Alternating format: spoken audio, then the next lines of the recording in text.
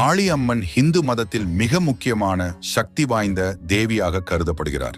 இவர் பக்தர்களால் மிகுந்த பயபக்தியுடன் வழிபடப்படும் ஒரு தெய்வமாக திகழ்கிறார். காளி பரமேசுவரர் சிவபெருமான் துணைவியாரான பார்வதி அம்மனின் ஒரு உருவமாக கொண்டாடப்படுகிறார். புராணங்களில் பல கதைகள் காளியின் தோற்றத்தை விவரிக்கின்றன. காளியின் உருவம் பார்வதியின் கோபத்திலிருந்து தோன்றியது என்கிறது.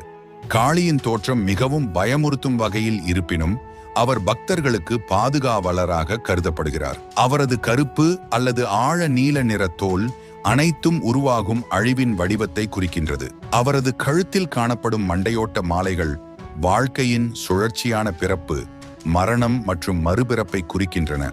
காளியின் உருவம் மட்டுமல்லாமல் அவரது செயல்களும் தீமையை அழித்து அறம், அறிவு மற்றும் உள்மறையை வெளிப்படுத்துவதாக உள்ளன. இவர் இறை பக்தர்களின் உயிர் காவலராகவும் துன்பங்களிலிருந்து தங்களை காக்கும் சக்தியாகவும் விளங்குகிறார்.